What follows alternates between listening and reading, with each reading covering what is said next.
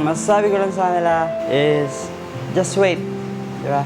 Huwag tayong magmadali sa ganong sitwasyon.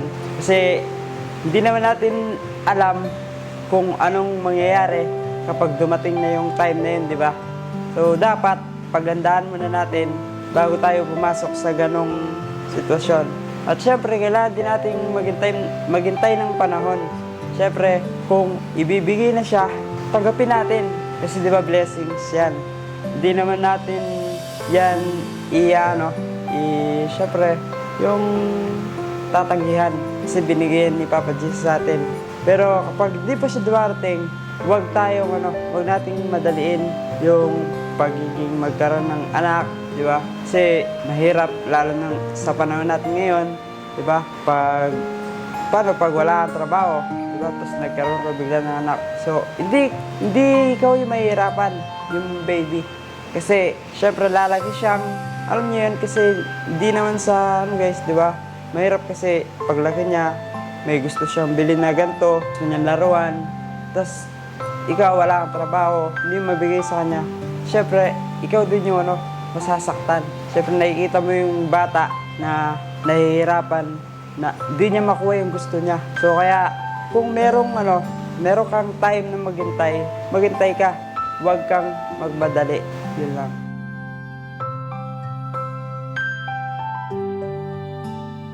Ito, sa totoo lang, oo, siyempre. Kasi, hindi naman sa di ba? Dati, malaki talaga. Pero, siyempre, hindi naman lahat, hindi naman sa araw-araw, hindi naman every year, every month, every hour, malakas ka. Di ba? Parang tao lang kasi yan eh. Di ba? Bakit? Bukas ba, masasabi mong malakas ka? Hindi, di ba? Kasi yung views, parang tao din yan. Siyempre, kailangan din natin ng sipag, tiyaga. Di ba? Oo, dati malakas kami. Pero ngayon, napapansin nyo rin, nakikita rin namin na, bumababa. Pero siyempre, kailangan pa rin ng sipag. Siyempre, sinisipagan pa rin namin ng asawa ko para maibalik yung dati. Or kahit hindi na bumalik, di ba? Ayos lang na nandyan pa rin. At least, di ba, balance. Di ba? Kahit hindi ka malakas, ayos lang yun. Basta, masipag ka at matyaga. Yun lang.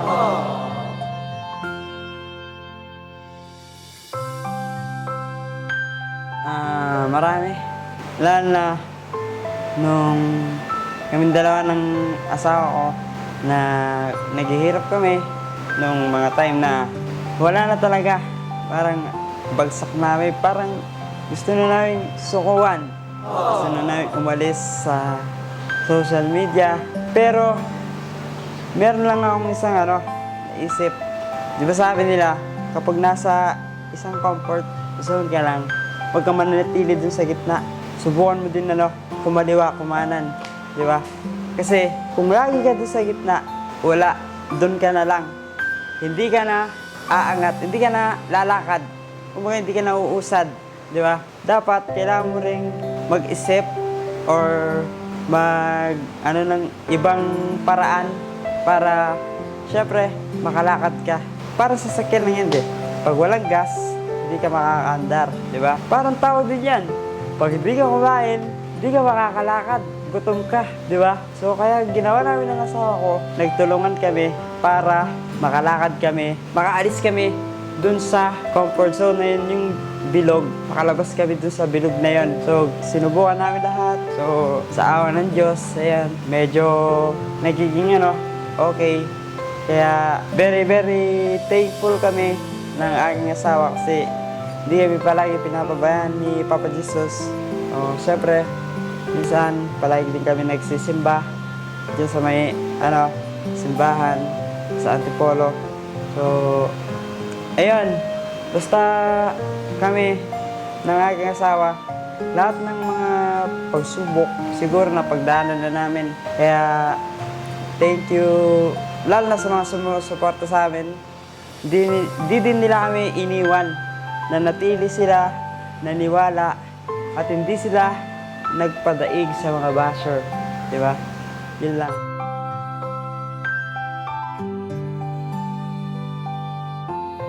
Pinakamasayang nangyari sa buhay ko, nung siyempre, pumasok sa buhay ko si Cindy. Bakit? Kasi si Cindy yung nag-ano sa akin, kumbaga, nagbigay ng dahilan para manatili. Siya yung nagbigay sa akin ng lakas ng loob. Siya yung nagturo sa akin kung paano lumaban. Di ba? Siya yung babaeng sinuportahan ako sa lahat. Siya yung naniwala. Siyempre kayo din. Siya yung kumbaga, naging inspirasyon ko para ipagpatuloy kung ano yung ginagawa ko. Siya yung masayang nangyari sa buhay ko.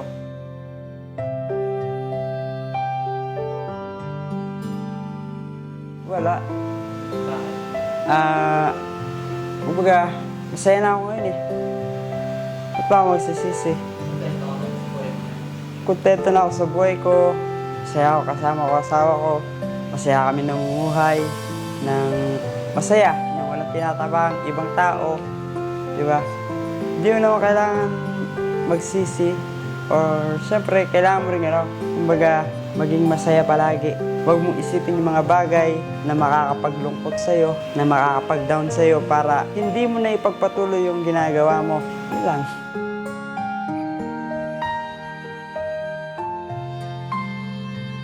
Sa totoo lang, meron kami balak na pag-uusapan namin.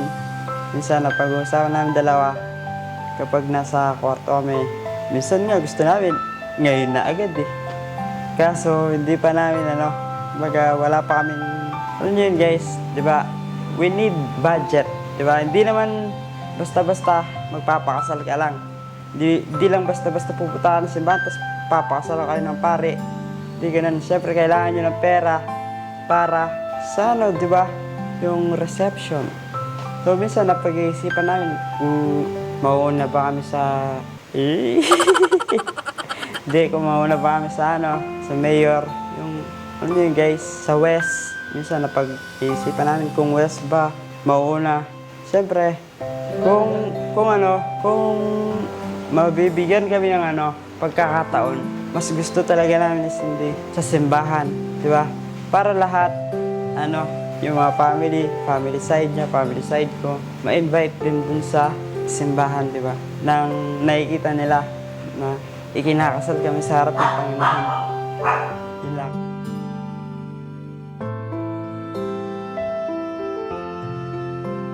Kung bibigyan ako ng isang hiling, ano yun at bakit? Wala na akong mahihiling eh. Kasi parang feeling ko, kung hihiling pa ako, parang diba, parang ang ko naman. So, ang mahihiling ko lang, syempre, sa amin, good health. At syempre, palagi na lang kaming malakas yung pangangatawan para sa mga ginagawa namin araw-araw, hindi kami mapagod. At syempre, hindi rin namin mapabayaan yung sarili namin ng aking asawa. Yun lang yung hinihiling ko, na di kami magkasakit. Ako, asawa ko, pati family namin, yun lang yung hiling ko. Wala nang iba. Kasi feeling ko binigyan na sa akin lahat eh. So, wala na ako dapat hilingin. So, yun lang, good health.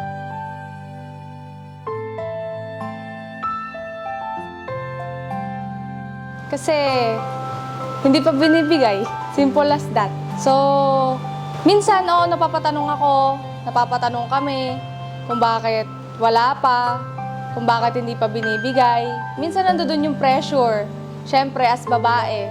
Kasi ang daming nagtatanong, bakit wala pa kayong anak, ganito, ganyan. Pero hindi ko, alam niyo yun guys, na bukod sa, syempre, kailangan muna namin maging financially ready and kailangan muna namin masustain yung lifestyle na gusto naming maibigay sa magiging anak namin or kapag nagkapamilya na kami.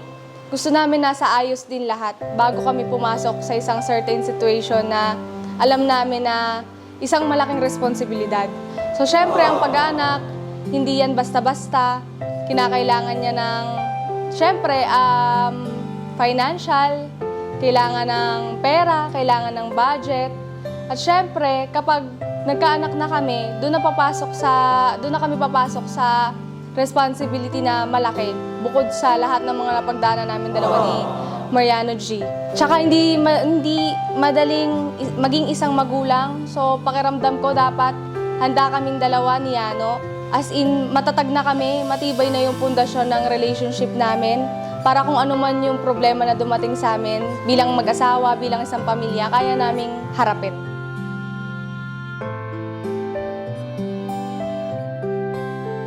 Before, oo, inaamin ko.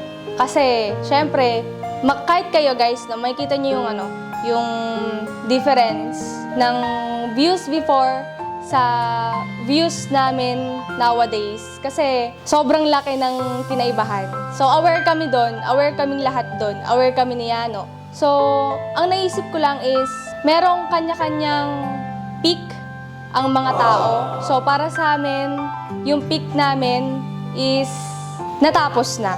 And tinatanggap ko yun ng maluwag kasi nung time naman na sobrang kalakasan ng views namin, bawat upload namin is umaabot talaga ng sobrang taas, 100k, 200k, ganon. So may kanya-kanyang timeline ang tao. So ang kailangan mo lang is magtiwala talaga, maniwala kasi sabi nga nila, 'di ba? Do not walk by sight, walk by faith. So kung ano yung nakikita ng mga mata mo, hindi naman yun nag-e-explain na tapos na yung journey mo sa bagay na pinupursu mo. Ibig sabihin, kung natapos na yung peak mo, merong ibang mas nakalaan na plano sa'yo, si Papa Jesus, na mas maganda, na mas magiging, makikita mo kung para saan ka talaga, na mas magiging makabuluhan, mas magiging kontento ka. Tsaka yun lang talaga yung key, maging kontento ka, magkaroon ka ng, maging grateful ka kung ano yung nabibigay kesa sa wala, di ba? Dapat always tayong thankful and grateful sa lahat ng mga blessings na natatanggap natin. Maliit man o malaki, dapat lagi nating ipagpasalamat kasi lahat yan galing sa Kanya, galing sa itaas. Kung anong meron tayo ngayon, lahat yan hiram lang natin. So dapat pangalagaan natin at huwag tayong maging mayabang, huwag tayong maging madamot sa ibang tao. So para sa akin, magtiwala lang, huwag mawala ng pag-asa. Yun lang.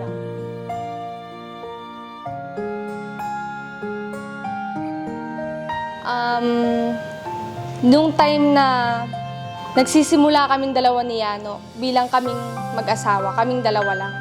Wala kaming kahit anong katulong, wala kaming kasama sa pagbablog, wala kaming cameraman, wala kaming editor, walang nag-aalaga sa aso namin, wala kaming tumutulong magugas ng pinggan. Parang bago lahat. So, yun yung isa sa mga malaking pagsubok na hinarap namin dalawa ni Yano. Na dati takot kaming harapin. Kasi takot kaming mag-isa, takot kaming walang kasama, takot kami na parang, alam niyo yun, na wala kaming makakatulong sa ginagawa namin. Pero dumating sa point na inadya na talaga ng panahon na kaming dalawa na lang muna ni Yano. Kasi totoo, aminin ko, mahirap kapag marami. Sobrang magulo, minsan di maiwasan yung pagiging toxic. So, dumating kami sa point ni Yano na kaming dalawa na lang and dumating kami sa point na wala kaming pera. Na 500 pesos na lang ata yung laman ng ATM namin. Pero hindi ako sumuko, hindi rin siya sumuko kasi nisip namin noon na meron pang mas mga malalaking pagsubok na darating sa amin dalawa. Kung itong gantong pagsubok na to is susukuan namin, aayaw kami dahil lang sa nahihirapan kami, wala kaming pera, wala kaming financial. So, paano pa yung mga malalaking pagsubok in the future na dadaan sa amin? So, yung mga pagsubok na dumaan sa amin na pinakamahirap is napaglagpasan namin, napagtibayan namin dalawa ni Mariano G. So, pakiramdam namin kung ano pa yung magiging pagsubok na dadaan sa mga susunod pang panahon is kaya na naming lagpasan ng kaming dalawa. Pinakamasaya is maraming masaya na nangyari sa buhay ko. Basta kasama ko si Yano, masaya ako. Pero yung hindi ko makakalimutan na pangyayari sa buhay ko na pinaka naging masaya ako is inalaw niya ako na pumasok sa buhay niya. Kasi magkaiba kami ni Yano ng kinalakihan. Ako, sa Maynila ako lumaki. Si Ano naman, sa Pampanga, sa probinsya. Iba yung mga paniniwala namin. Hindi kami, pakiramdam ko dati, hindi kami match. Kasi meron kaming mga paniniwala na nagko-contradict sa isa't isa. So, nung time na inalaw niya ako na pumasok sa buhay niya, and ganun din siya sa akin, na inalaw ko din siya na pumasok sa buhay ko, doon nag-start na parang meron palang mga gantong love story na kahit malayo kayo sa isa't isa, kahit imposible na parang ang layo namin na parang papatanong ka, ba't kayo nagkakilala? Bakit kayo pinagtagpo ng tadhana? Eh, ang layo ng agwat nyo.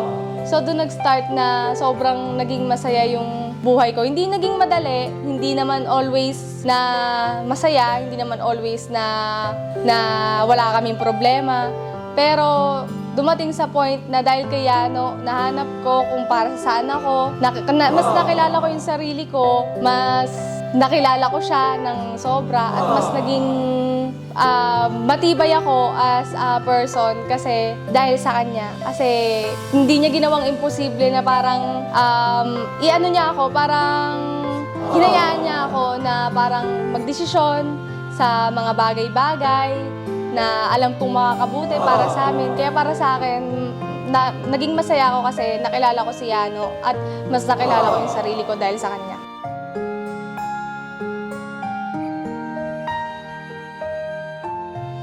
Oo, marami. Marami na magtiwala. Kasi hindi mo alam kung hanggang saan, hanggang kailan yung masaya, magandang pagsasama nyo. Isa sa pinagsisisihan ko is magtiwala sa mga taong hindi namin lubusang kilala. Kami din may kasalanan kasi binigay namin yung tiwala namin. Akala namin okay, akala namin masaya, akala namin di sila ganito. So, ayun. Lesson learned na sa buong buhay ba? Lesson learned is piliin yung mga taong papasok sa circle mo. Kasi hindi lahat yan is makakasama mo sa paghihirap mo. Kadalasan yung mga yan is makakasama mo lang kapag masaya, kapag malungkot na, wala na.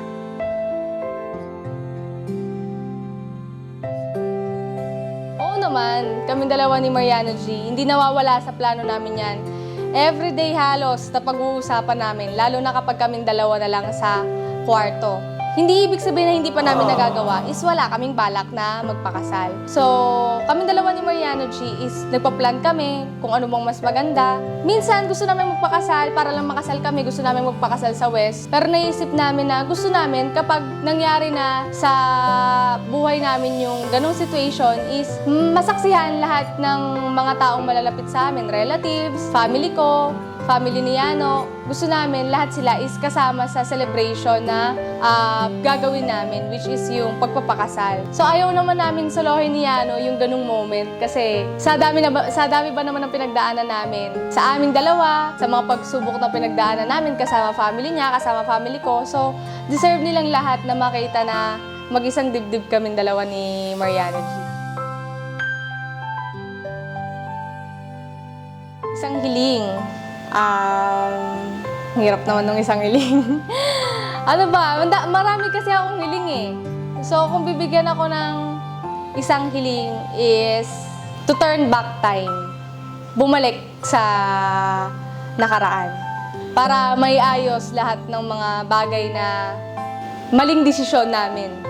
Na maling hakbang na ginawa namin. Para maitama namin lahat ng mali namin sa nakaraan. Yun yung para sa akin. May hinanda kaming mga tanong para sa isa't isa ni Mariano G. So, we will speak the truth and nothing but the truth. Ready ka na? So, ako muna maunang magtatanong, no? First question. May babasahin ko kasi nakalista dito sa akin yung question. Question number 1. Inisip mo ba na pera lang habol ko sa'yo? Hindi. Kasi, nung una pa lang, naramdaman ko na na ba't mo ako sinamahan nung time na walang-wala na ako? Diba dapat, kung pera lang yung habol mo sa akin, dapat nung time pa lang na yun, iniwan mo na ako. Nawala ka na sa buhay ko. di ba? Pero hindi. Ginawa mo pa rin yung nararamdaman ng puso mo. Di ba? Tsaka nararamdaman ko na hindi lang dahil sa pera kaya mo ako minahal. Di ba? Kundi dahil sa puso mo. Nasa puso mo. Wala dahil sa pera. Wala kahit ano sa gamit. Anything, wala. Ang naramdaman ko lang noon na mahal mo ako, kaya mo ako sinamahan talaga. Hindi lang dahil sa pera. Okay, next. Ako na. Ito. Nagkaroon ka ba ng pagsisisi nung naging tayo? Wala. Kasi kumbaga, pinili ko yun eh. Desisyon ko yun na maging tayo, nasagutin kita. So, alam ko na yung mga consequences is hindi magiging madali kasi nandyan yung mga bashing, ganyan. Pero still, ginusto ko na mahalin ka, na mahalin mo rin ako. Tsaka mas ginusto ko na makilala ka ng sobra, ng mas deep sa kung anong nakikita ng mga tao sa'yo. Ginusto ko na makasama ka. So lahat ng mga consequences is tinanggap ko kahit hindi naging madali, kahit mahirap. Kasi pag mahal mo yung tao, nire-require lahat ng sacrifices. So kung sa pagmamahal, merong sakripisyo, ganoon din ako. So tanggap ko kung ano yung mga consequences ng pagmamahal na binigay ko sa'yo. So sumugal lang ako, ganun lang. Next question. Dumating ba sa point na nagsawa ka? Yung totoo yung totoo. Sa totoo lang, oo. Hindi dahil sa nagsawa ako sa'yo. Nagsawa ako sa araw-araw na ginagawa natin. Diba? Parang feeling ko kasi na Ulit na lang. ulit-ulit na lang yung parang dito na lang ba kami? Dito na lang ba yung buhay Actually, namin? na-feel ko yun sa'yo. Parang sabi ko, ba't di namin itry na gumawa ng ibang paraan para hindi na lang kami lagi nandito. So, yun lang. Pero nagsawa ka, hindi? Sa'yo, hindi. Totoo ba? Oo. Oo, minsan, dumarating sa point na maghiwalay tayo pero hindi dahil yun na dahil gusto kitang hiwalayan. Dahil parang gusto kong umalis sa na to, sa circle. So, ayun, nagawa naman natin. So, thank you sa'yo kasi nanatili ka. Ikaw, ano ang tanong mo? Ako naman na. Pagod ka na ba sa akin? Dumating sa time na napagod ako kasi that time, sobrang immature mo pa. Na nahirapan akong i-handle ka. Kasi pakiramdam ko that time, parang ikaw lang dapat lagi kong intindihin. Parang nakalimutan ko na sa sarili ko na dati, babae rin ako. Kailangan ko rin ng unawa, kailangan ko rin ng intindi, kailangan ko rin ng taong uunawa sa akin. Pero nung time na yon is magulo ang isip mo. Matagal na to, sobrang tagal na ng panahon na to. That time, naramdaman ko na, ay, nakakapagod pala. Pero, kagaya ng sinabi ko, di ba, alam ko yung mga consequences ng pinasok ko. So, bakit kita iiwanan? Ba't kita bibitawan? At the first place, hindi mo naman akong pinilit na sagutin ka. Diba? So, nasa decision ko naman kung sasagutin kita at jojowain kita. So, nag-decision ako doon, nag-jump in ako doon. So, yung consequences na nangyari is tinanggap ko. So, inantay ko na maging maayos ka and tsaka ako binago lahat ng mga alam ko na mali and nilagay ko lang sa tama. Ngayon, sagana na ako sa unawa mo. Ngayon, sagana na ako sa unawa. Nag-mature na si Mariam G. Ikaw, anong tanong mo? Hindi ko, tanong ko na yun. Ay, tanong, ako ba? May mga times ba na gusto mo sumuko na lang? Oo, di ba nakikita mo rin naman yan? Actually, na-feel ko nga yun. Sinasabi ko rin naman sa'yo, di ba? Na parang nawawalan na ako ng pag-asa. Pag-asa, gana. Pero dahil nandyan ka, binibigyan mo akong lakas ng loob, binibigyan mo akong pagtitiwala. Minsan, parang naisip ko na lang na, tama ka. Kapag sumuko ako, parang tinapon ko na lang lahat ng pinagpaguran natin. Parang sinayang ko lang yung mga pawis, pagod, paghihirap, lahat ng mga pinagsamahan natin, di ba? So, kung susuko ako, wala, di ba? Pero very vocal ka na ngayon. Dati kasi, huhulaan mo kung anong nararamdaman niya. Kasi hindi siya nagsasalita, hindi siya nagsasabi. So, ayun yung nabago Ako naman, ayun yung nabago sa'yo. ako nagpapasalamat ako kasi guys, kundi dahil sa kanya, siguro immature pa rin ako. Hindi siya dumating sa buhay ko. Siguro pariwara pa rin ako. Siguro isip ko magulo pa rin. Kumbaga parang wala sa ayos yung desisyon. Pero simula dumating siya, lahat ng makakabuti sa amin dalawa sa future, diba? Inayos ko yung sarili ko para din, siyempre, sa amin dalawa. Diba? Hindi lang naman pwedeng palaging ganun ako. Diba? So, naiintindihan ko rin siya. Siyempre, babae siya. Kailangan niya ng alaga ko. Diba? Parang pangunawa ko sa kanya at pagmamahal. Diba? So, Pero yun ngayon na workout mo, no? Yes.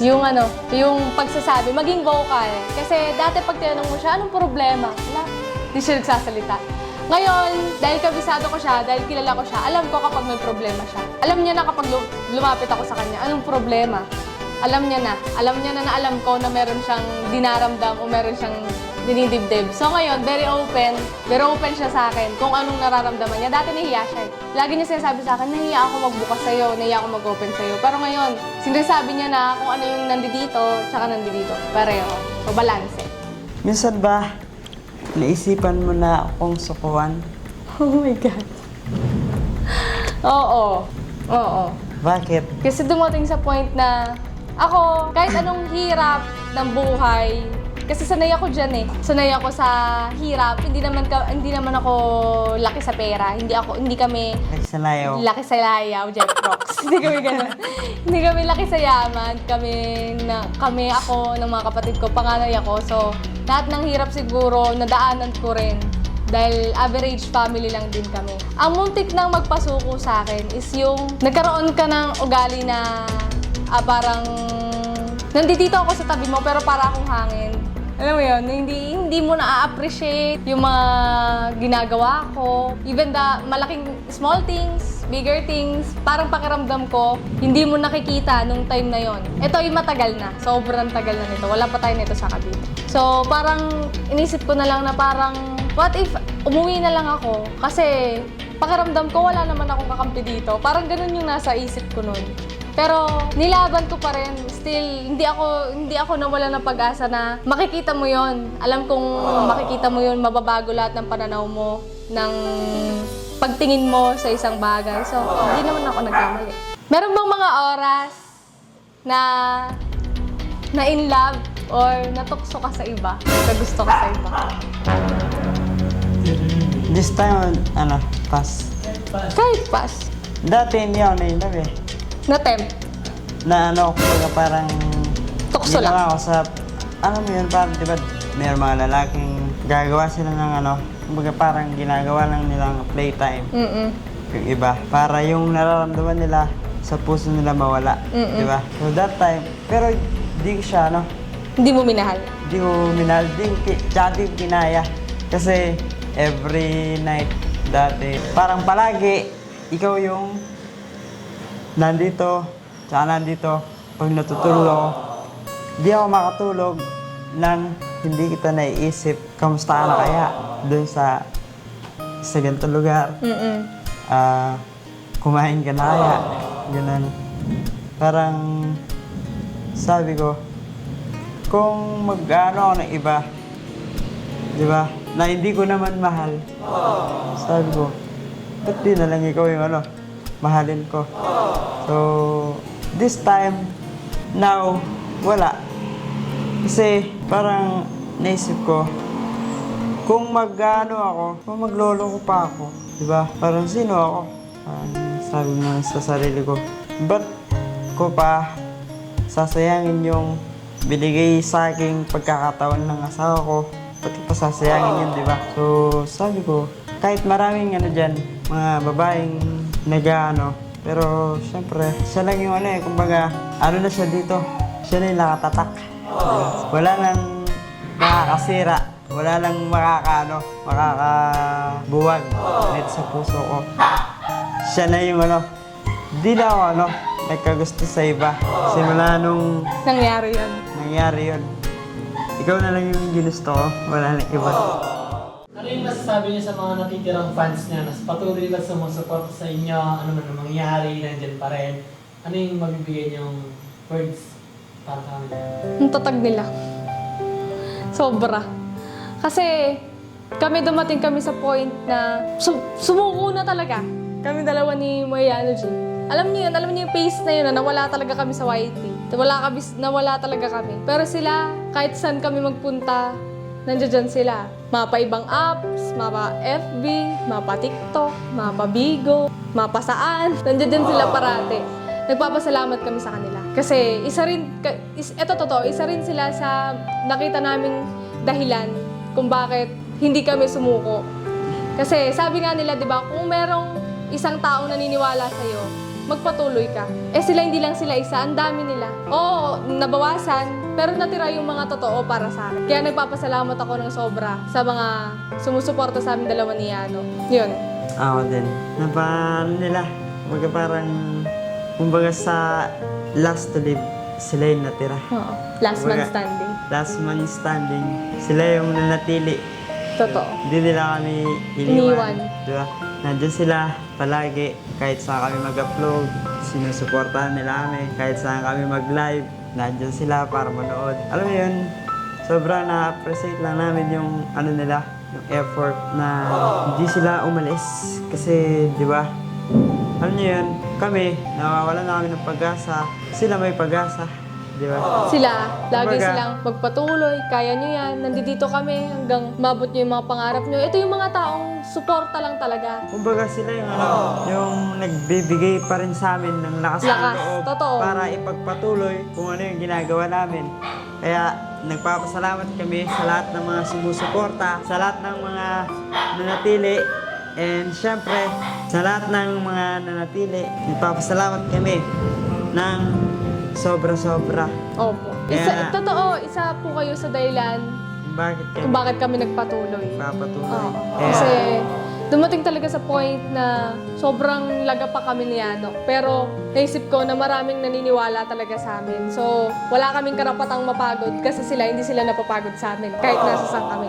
So, yun na nga. maraming salamat po sa inyo lahat sa mga naka-relate. Diba? Yes. At sa mga sumusuporta pa rin sa amin, ayan, maraming salamat po sa inyo. At syempre, dito na po natin tatapusin ang interview ito at sana nag-enjoy kayo. Yes. So, gang.